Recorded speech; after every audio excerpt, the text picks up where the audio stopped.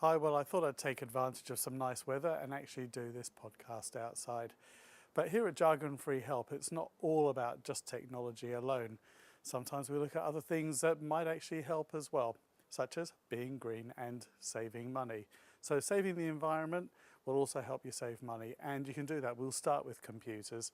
And the thing to do there is to remember to switch off your computer when you're not using it. If you're going to come back to it regularly, but you want to leave it on because you're in the middle of something, and why not switch off the monitor? Switching off the monitor can make a really big difference.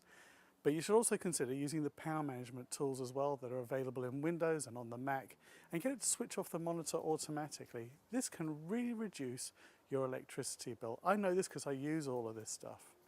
And the other thing that we've done around our house is we've changed all of our lights to energy saving bulbs. Now, in the past, energy saving bulbs haven't been that great. They take a long time to warm up, but now today they warm up quite quickly, and also at the same time they give off a better light, so that is something to consider. Also, in the past, some of them weren't dimmable, but you can get special ones now that you can dim to, and there is the LED lighting that can save you even more if you've been using that as well. So to give you an idea about how effective all these energy saving things have been, well, if I look at our bill, it is still the same as it was 4 years ago when we've been having energy price increases. So that's not bad going. But there's more you can do as well, and there are the obvious ones that you hear all the time, like switch off your TV. But how often do you switch on your printer and you just leave it on? You walk away, you leave it on, it's still using something, even if it says it's in standby. Are you working in an office? Do you switch everything off before you leave? And particularly, do you switch it off at the weekend? So things like scanners, printers, shredders, all these things are sitting there using a little bit of power. What about your mobile phone chargers, your iPod chargers and all that? Do you leave them plugged in all the time? Apparently they use a little bit of power. Now they might not sound like a lot, but you add that all up over the course of a year, let's say it's using 1 penny every night, and all of these things are doing it, before you know, at the end of the year you might be saving a considerable amount as well. So there are other things you can do as well. Again, as I said, it's not always about computers, iPhones, iPads and iPod touches. What about the fridge? Do you take things out of the fridge? Do you leave the door open? That's not helping either, so what you need to do is close that. And even with your car, you can save money there too. Don't use the air conditioning as often as you need to, or you think you need to. Make sure your tyres are pumped up. Make sure it's serviced regularly as well.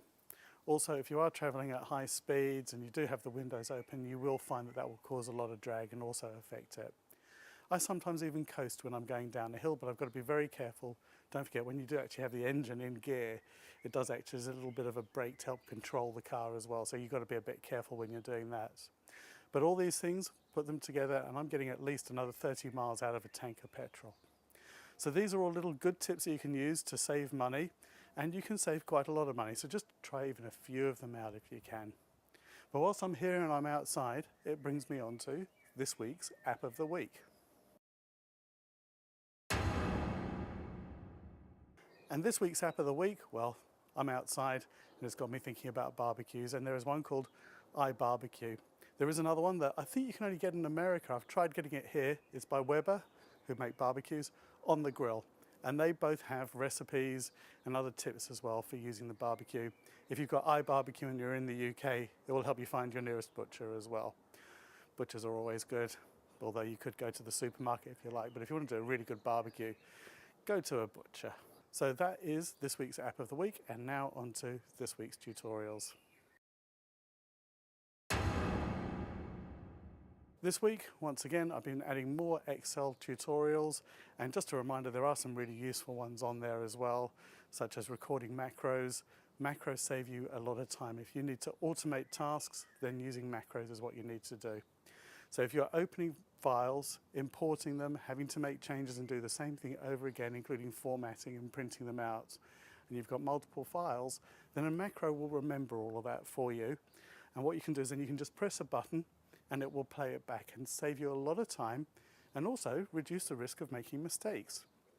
So I know there are people out there who have to do this many times a day. Think about recording it and getting it to go through all those steps for you. So don't forget, these tutorials are for you, so keep them coming in, the questions you've got, and I'll keep creating these tutorials for you. Same again for the podcast as well. If there's anything you want to know, drop me a line. It's on our Contact Us page on www.jargonfreehelp.com, and I will do my best to get those out there for you. Thanks for watching and see you next week.